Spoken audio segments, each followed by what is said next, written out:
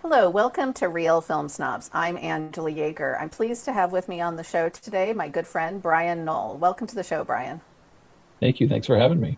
It's always a delightful to have you on the show. It doesn't get to happen too much because you're so busy, so I really appreciate you taking the time out today to unfortunately do one of our tribute episodes. I say unfortunately because I've been doing a lot of these this year. I just did one right before we tape. You and I are taping. I just did one for a Japanese actor. We've had Robert Duvall, Catherine O'Hara, and today we're here to talk about the great Hungarian filmmaker Béla Tarr, who passed away this year at the age of 70 after a long illness. And Béla Tarr did not make a lot of films, but the films he made have had a huge influence on cinema, and he is considered, I think, in the pantheon now of some of the greatest films ever made.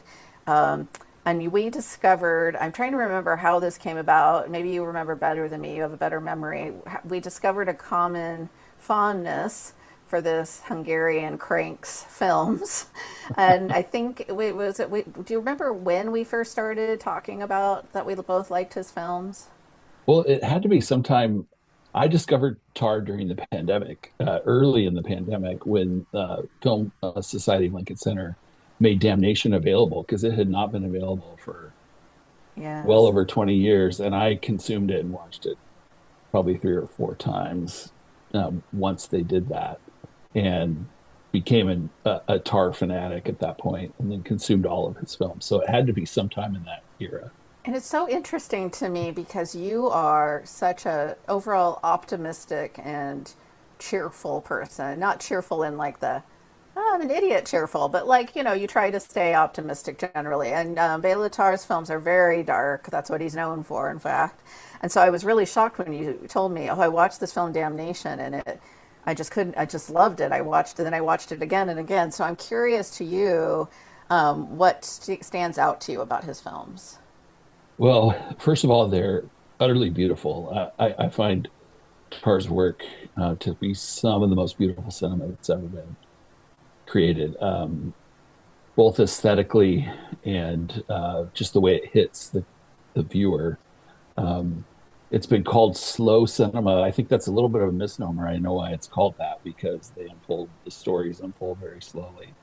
Um, Tar has very long takes, but they're active takes. So that's why I don't know if slow cinema is the right expression, but the way the camera captures scenery, the way it captures humanity, to me is wholly unique. I haven't seen anything like that before, even with comparisons to other great filmmakers like Tarkovsky. This is a very unique Yeah. music, scenery, humanity. He's an existentialist in a way I've never seen in film, and that to me is wholly unique and beautiful. Well, that's what I was curious to get from you because Julian actually asked me, well, why is Béla Tarr so great? I mean, besides the awesome black and white visuals, and I had a hard time putting it into words. I kept using comparisons, which I think don't do him justice. I brought up Tarkovsky.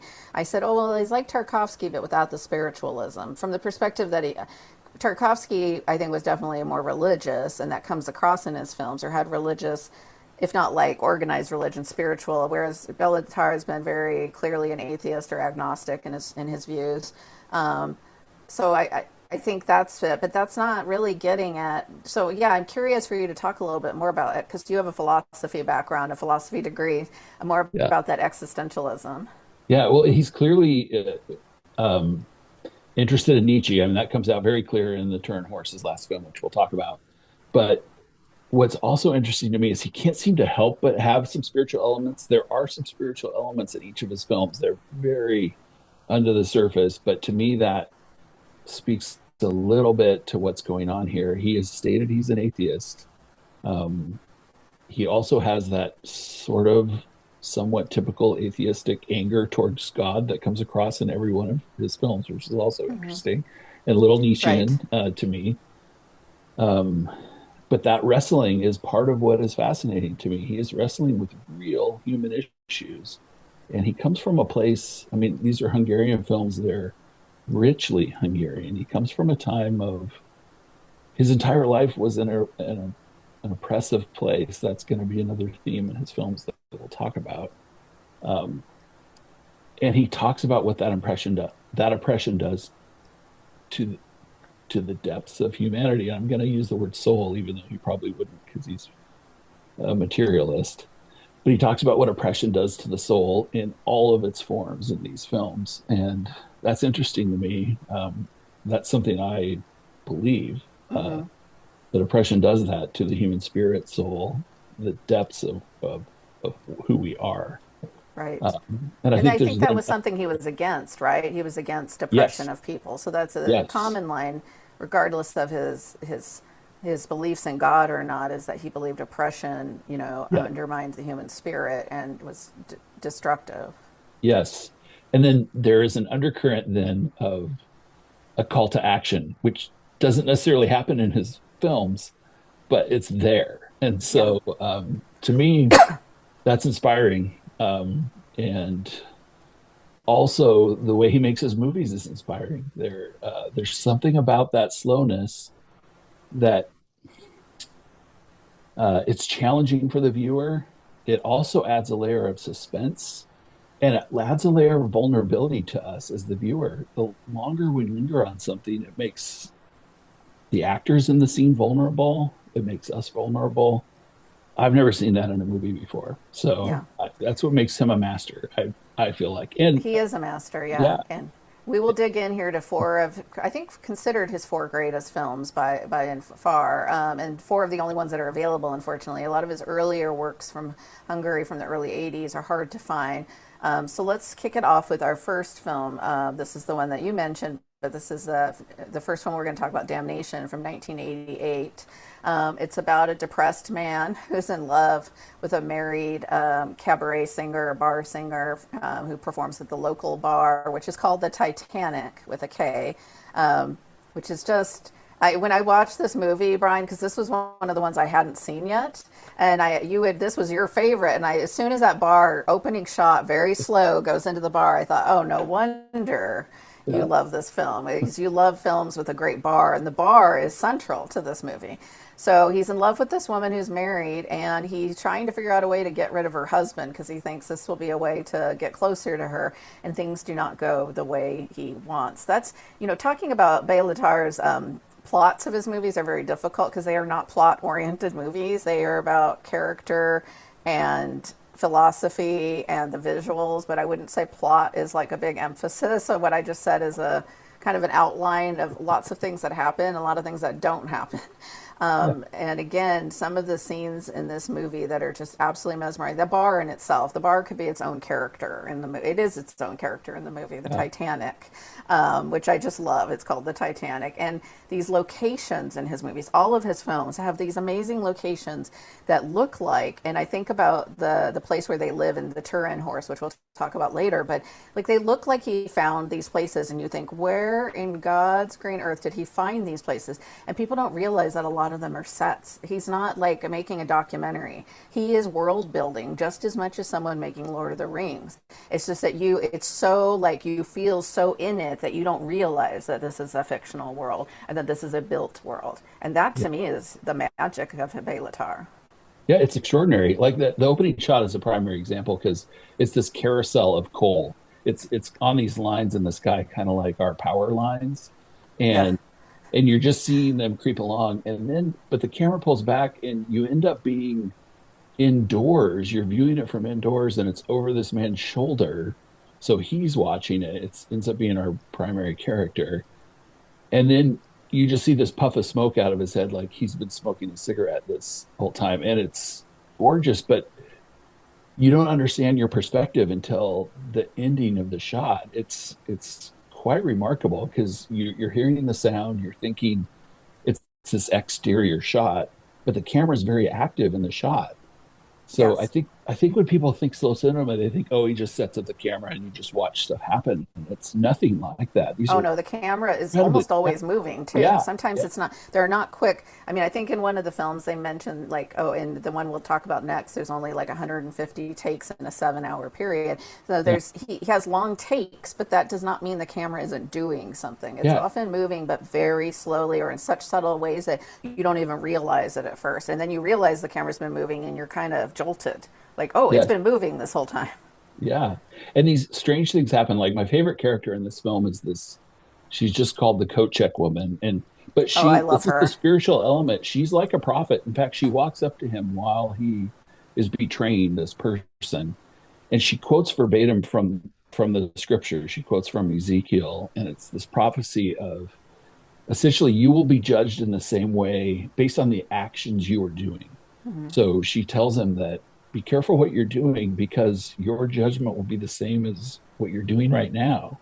And she actually obscures what he's trying to spy on with this giant umbrella because it's pouring rain. That's something else we should note is weather is relentless in his Oh, it's miserable. film. Yeah, I mean, it's not a good postcard for Hungary. You think, oh my God, it's either raining all the time with yeah, smoke billowing out of the sky, or it's windy all the time. It's never yeah, good weather. There's not a sunny day in a Béla Tarr film. yeah. It This doesn't. oppression is going to impact your relationships. And what you're doing right now is going to impact your relationships. And so he's kind of giving us this micro to macro view, and she's prophesying to him about what's going to happen.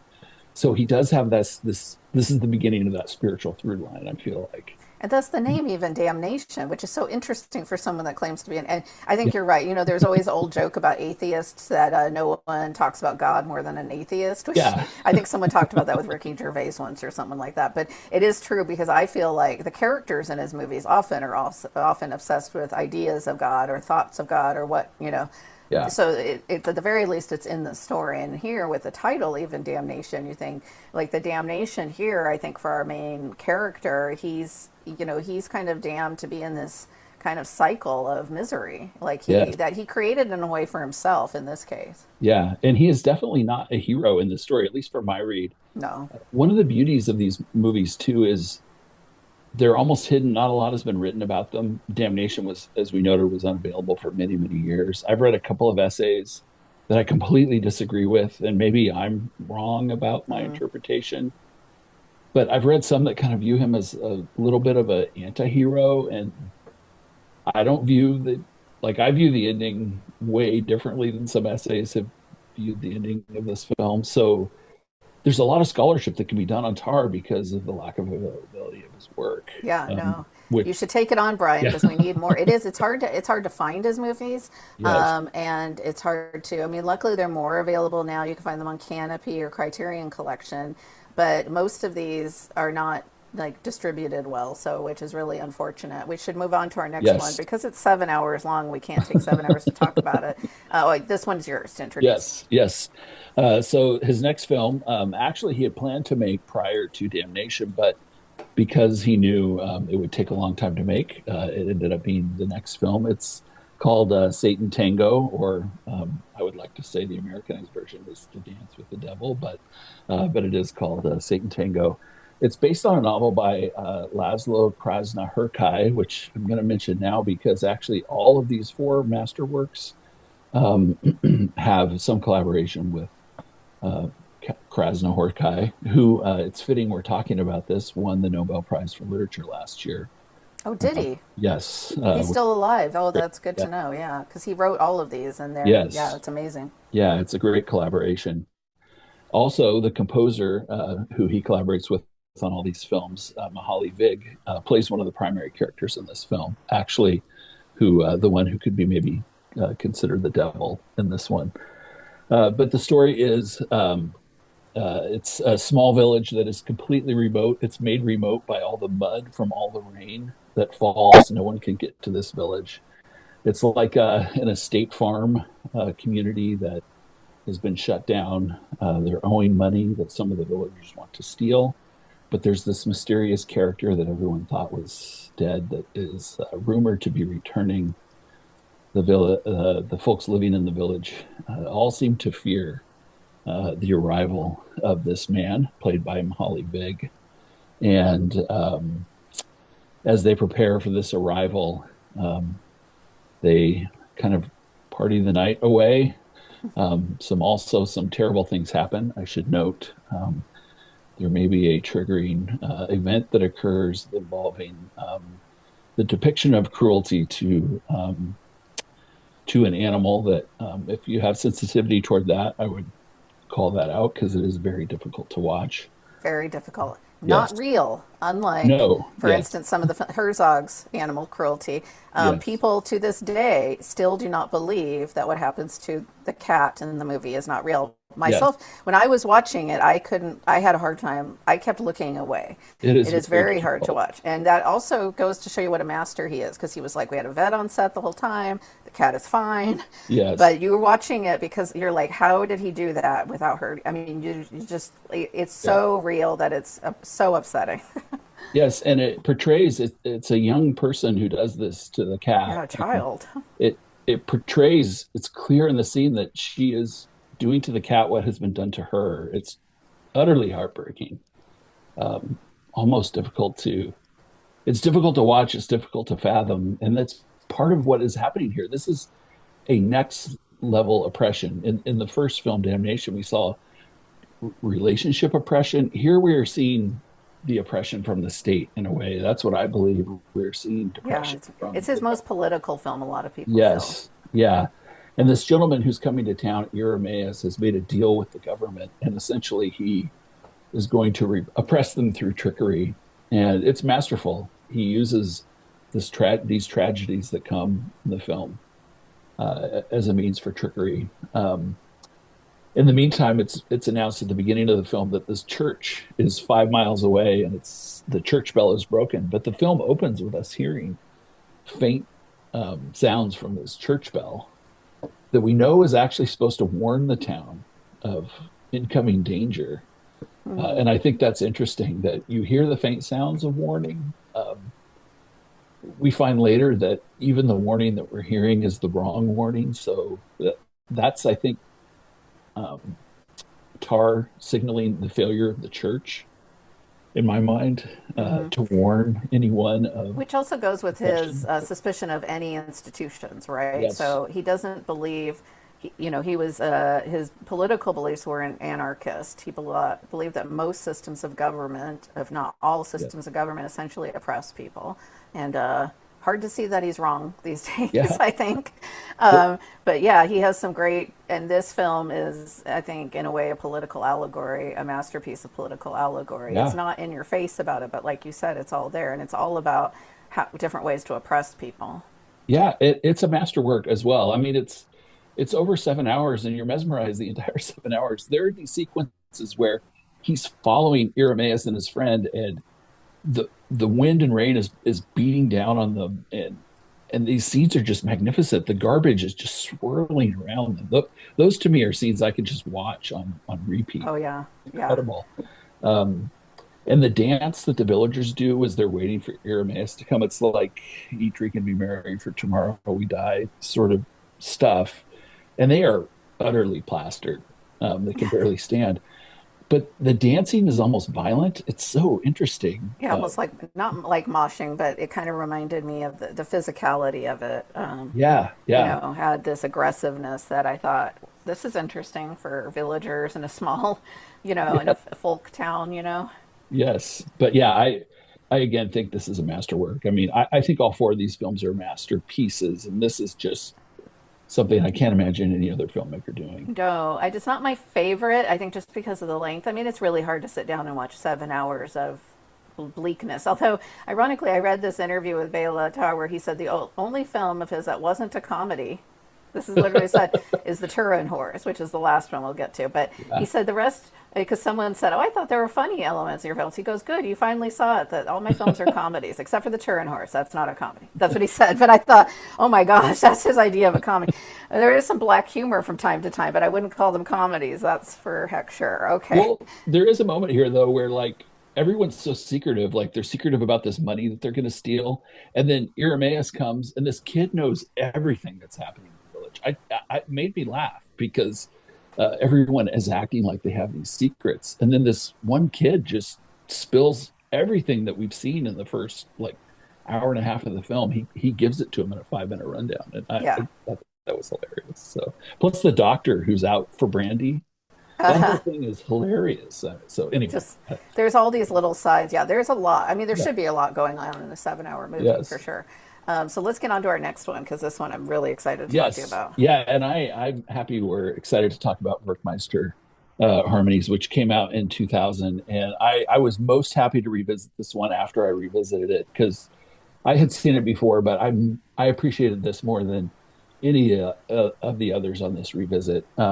This is the tale, and I think this one has some of the most positivity in it in a weird way, but also goes dark, and I think Yes. is the most potent for our current time.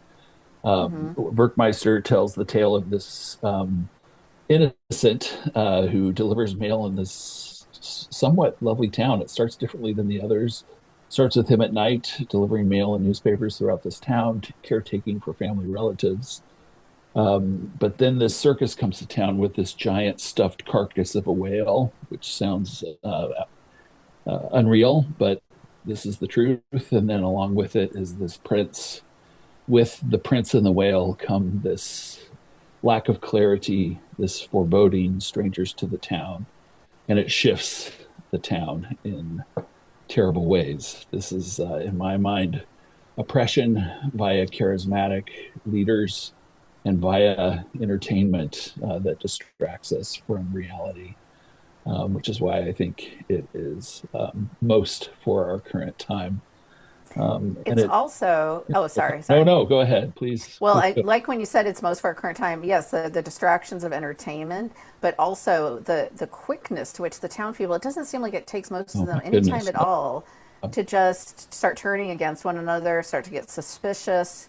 Um, for this whole thing of something different happening to turn them into these.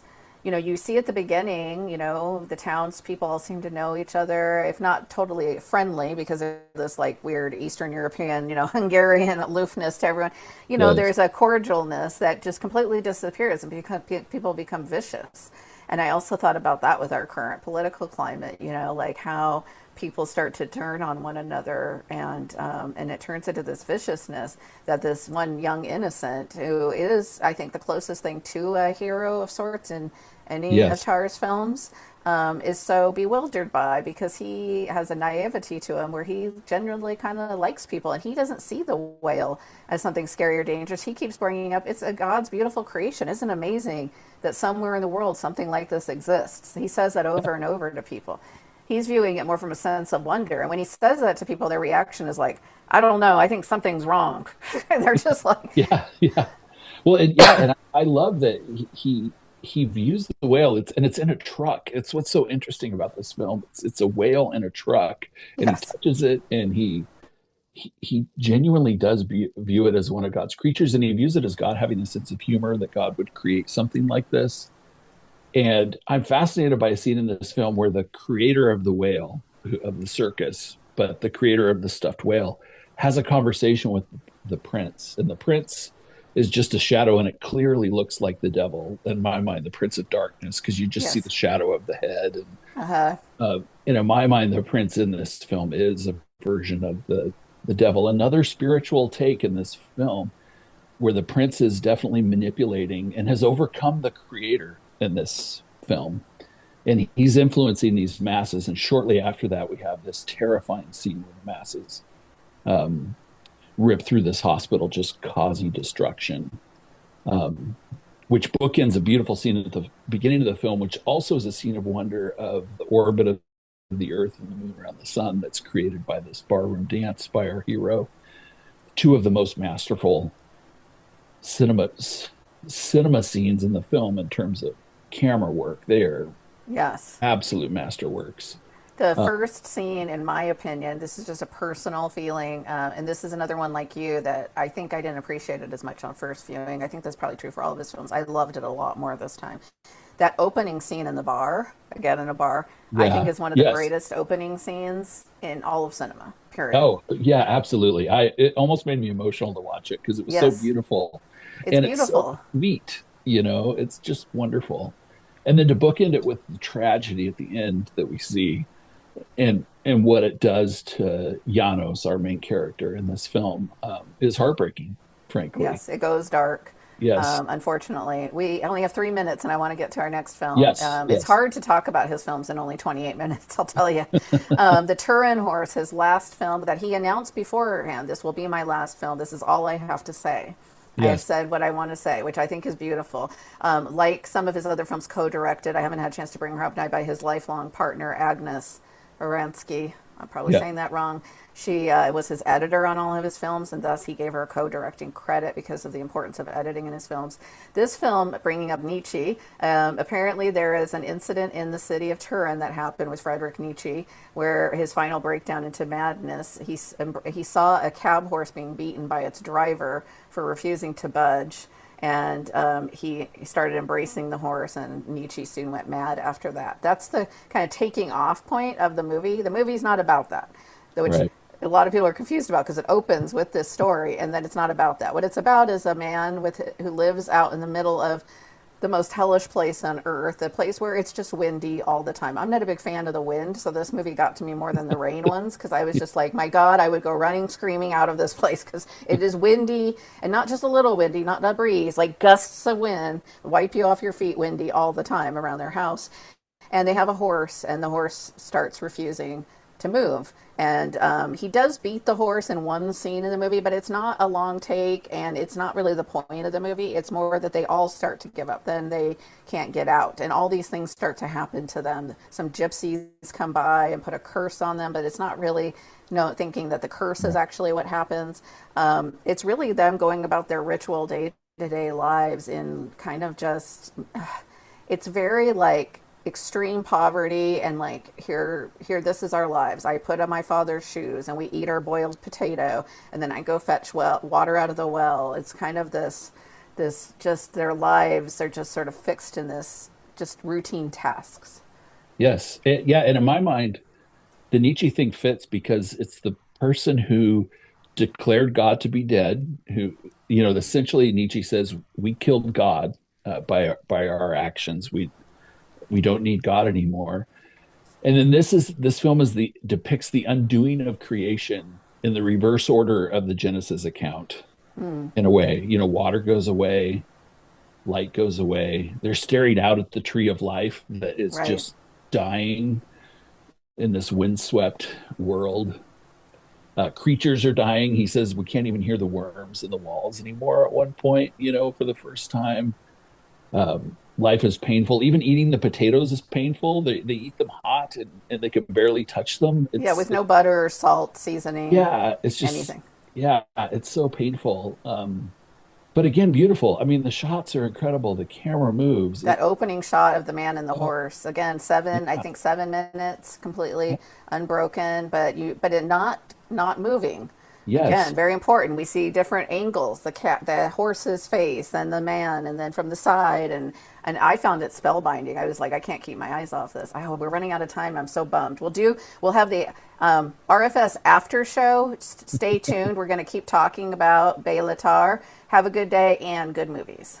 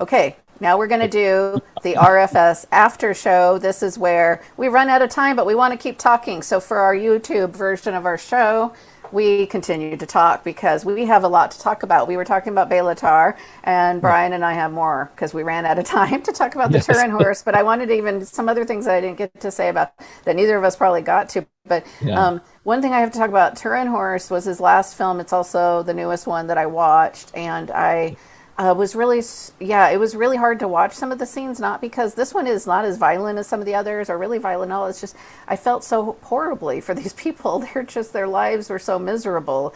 And there's so many interesting, so they only interact with two groups, basically sets of people. There's this man that comes to their house and Yeah. just starts ranting. Soliloquy, essentially. Yeah. Yeah, he delivers a soliloquy about how horrible everything is. Yeah. And it's not, I don't think that he's supposed to be the director talking. I think he's just Yeah. this miserable guy who comes in and says a bunch of miserable things. And then the father basically says, well, you're full of crap. And then the guy goes on his way. And then the gypsies that come, and they're kind of high spirited and they're wanting to borrow some water. And they try to convince the daughter to go to America with them, which I thought was really Right. interesting because you forgot a moment when you're watching this movie that any other parts of the world exist, that they're Yeah. just stuck in this hellscape of wind.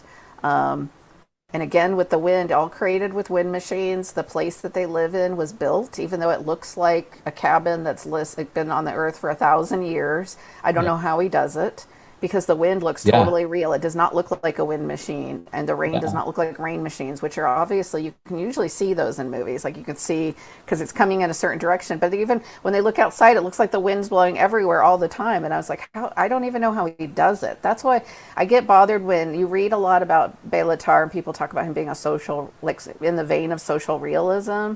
And I think he started his career there because that's where the Hungarian government was financing movies. But I don't Yeah. think, to me, especially in this film, you really see the theatricality, the lighting on Yeah. their faces, where there's, it's very theatrical. It's Well, and not he's using realistic real at all. actors. I mean, for the most part, Yeah, or at least this troupe of actors that has been with him. You notice when you watch these films back it's to the same back that they're people. the Yeah. same people. But they And, look different because this yeah, is the little girl. The woman yeah, in this film was the little girl in Satan Tango. yeah. Who beats her, harms the cat in Yes, Satantango, which is incredible. But yeah, I kept thinking throughout this film that if they could just go over that ridge, maybe it's okay. Like maybe there's no wind over that ridge, but then they try it, and clearly they come right back because they realize that and we no, don't see everything. why, which I thought was interesting. He just shows Yeah, us them going over, and then we're watching from our side, like, oh, what's going to happen to them? And then we see yeah, them just coming back. So right. we see they failed; they couldn't get through the Yeah, wind. like it didn't work. Yeah, whatever they were going to go for just was not going to work. Or maybe the horse wouldn't go further. That's the kind of stuff I was thinking. Like he doesn't explain it, but clearly they knew they weren't going to make it, and so they just decide to come back. And I love how it ends with no light, even though they have oil. And to me, that's what God creates within creation, or starts with in creation, is let there be light. It's famously the first thing Right? of Genesis, and that's what goes out. And that's why I think this is like his end of the existentialist story, because Nietzsche says God's dead, and he's kind of like saying, okay, we can end we can end now that story. We can end the God story where it started. Yes. And I have nothing more to say now, because we've now undone God's creation. And in my mind, that's part of that through line of a call to action. Now it's our turn. Yeah. That's why I think and I think that's there in each of these films in a way. Like the government's not doing it for us. We see in Satantango. I mean, they're just Right. scattering us about to be informants or whatever. The only one who kind of gets out of it in that one is Futaki, who just kind of hobbles down the road with his cane. He's the only one who kind of seems to be able to see through it in that film. And Is that the older man? His he's the uncle? one who's the star of Damnation. Oh, okay. Yeah. He just is like, nope, I'm not going to go wherever you're going to send me. And he just hobbles off. Right, right. And, The but thing about this film, about Turin Horse, You mentioned a lot of people have written about Béla Tarr, which is true. The one critic, Jonathan Rosenbaum, who's one of my favorite critics to read Yeah. as a writer, I don't always agree with him, but he was a huge fan of Tarr and interviewed him many times and was Yeah. a huge champion of his films. And he watched him introduce the Turin horse at a film festival in Europe, where Béla Tarr introduced it by saying, try not to get too sophisticated while you're watching it, because Yeah. he got fairly annoyed by people getting so wrapped up in some of the philosophies of his film, of course, which is what we're doing. Yeah. But he said that Béla Tarr, it was interviewed and said the film is about the heaviness of human existence.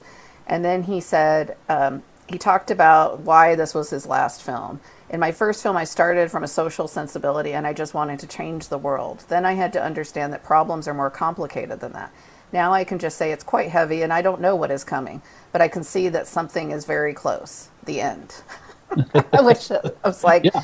so yeah, he said basically, I mean, it's like the inevitability of death Yeah. is what he kind of thought what he was getting at there. And I thought about that with Turn Horse. The interesting thing though is when you hear that, you think, oh, it ends with death, but it doesn't. It ends, in fact, we hear that he says to her in the morning, the storm is over. Yeah. Yeah. He does. And I It's thought, probably oh, wait, is this a happy ending? Not really. They go back to well, eating their boiled potato. well, and they're not even boiled. They're eating them raw at that point, which is Oh, yeah, because they interesting don't to have me. any water. Yeah. So, and you can tell he bites into it and it crunches and she won't eat. So it is a tough one. And it ends with darkness. I did read an interview with him or listen to an interview because he did give a few toward the end of his life. And he was lamenting how the story in Hungary, he was telling Hungarian stories, he felt like, but he was lamenting that it felt like that story had spread, essentially, that, you know, Hungary has what's considered one of the most corrupt social Governments in the democracies world. in Yeah. the world. Yeah. Although today, they just had a change in regime, so maybe there's a little bit of hope. Just today they voted. Oh, really? Okay. Yeah. I hadn't read the news yet. Yeah. Um, but um, but post pandemic, a lot of other governments, including our own, have gotten a taste of corrupt, Authoritarianism. Yeah. yeah, of corrupt democracies. So, or so-called democracies. So, he was lamenting the fact that he felt like he was making something stories about a region that was corrupt. That now that flavor had broadened, and he had hoped he did have hope things would get better. Instead of spreading. Yeah. Yeah. And yeah, So, that is true. That's yeah, interesting too. And they mentioned in one article that Satantango, he, like you said, had written it much earlier, but also felt like politically where things were at in Hungary in the 80s, he couldn't get it made. yes, So that's yeah, another reason it took so long to make. We did when we were talking about Satantango, I didn't get to talk about why it's called that, and it was very interesting. The tango part, you probably already know this, but I hadn't really thought about it. Because it's the whole structure of the film, like yes, that of the novel, is broken into 12 parts and does not move chronologically. It follows the tango scheme of going 6 moves forward, then 6 moves back. yep, And so there's 12 parts total in the film, but not in chronological order, which is one of the reasons it can be a difficult watch at times. yeah. And another thing I did want to talk about, the music in these films is incredible. I really would like to call out Mahali Vig, and the music in Turn Horse in particular is great. I felt like, I think the musical choices are this collective, what we would now call collective of Tarr, Ágnes, Hranitzky, Vig, the author Krasnoharkai, and I would throw in the cinematographer who worked on all the films in some Yes, I think he way. lists them all. At the beginning of each film, it says a film by, and it Yeah, lists all 5 of them. And that's kind of maybe some of his socialist background. He views it as a collective effort. He yeah, puts himself as director, but he says a film by, and he lists the editor, yeah. his cinematographer, the music, and the writer, along with himself. And it's like these films are all by this team of people, and I love that about him because Me so too. much of that in these films, it is the editing, the fact that Ágnes edited all these films.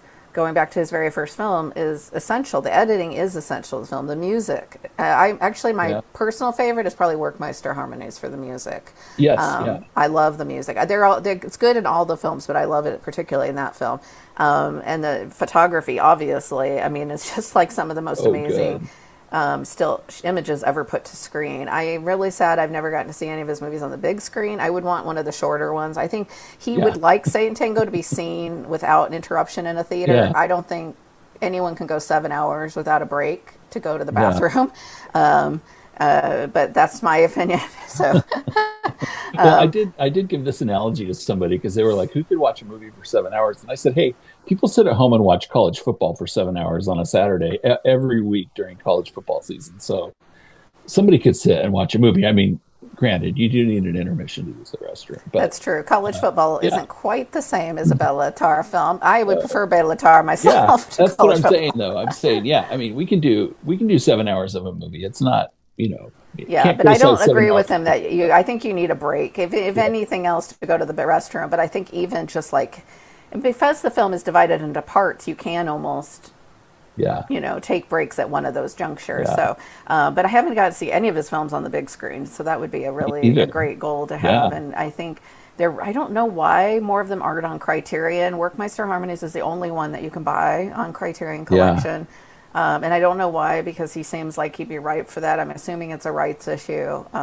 I don't know Well, and why he else it didn't would like be. digital transfers, so I know that was part of an issue too, which I'm happy about. But that's what Well, yeah, took but we him. all can't have a film projector in Yes, our house. So I know he supervised the Satantango yeah, restoration of and that Damnation. Blu-ray. Yeah, Yeah, so and Werckmeister Harmony. So yeah, hopefully Criterion will get to put him out. Maybe whoever owns the rights now to his films, whether that's Agnes or the rest of the team, can yeah, do that. So yeah, it was really great talking to you about Béla Tarr. yeah, And so nobody else, hardly anybody else I know, I think you, me, and maybe our friend Murray have yeah, seen his films, because they're not. It's not one that I could just tell people, yeah, you can go see Project Hail Mary and then go see, Damnation. Those yeah, are a great pairing. It's like it's only a certain kind of person can watch this. But in my opinion, if you were to call yourselves a film snob, you have to have seen at least a few Béla Tarr films and at least be able to appreciate them, even if they're not your absolute favorites of all time. If you can't look at this and understand why this is art, then I yeah. got nothing for you. You know what I mean? Well, Like and I I think don't get it. I think Werckmeister is probably the most approachable, and it's on Criterion, so Yes. folks can go see that. And I have to say, I would love to visit with Julian about Werckmeister because of the theory that's presented in the movie about the half notes and the purity before Werckmeister of only having the whole notes, and the purity of the limitations that presents, because that is an underlying theory in the film, and I just would like to know. I love the way it's presented in the film, but I don't understand it. So I'd like to have a greater understanding. He actually tried to watch. He's had a hard time getting into his films, Yeah, so no, I he understand tried that to too. watch Workmeister Harmonies. He watched a little pieces with Yeah, me, but I keep trying to get him. I'm like, just sit down. You just have to be in the right.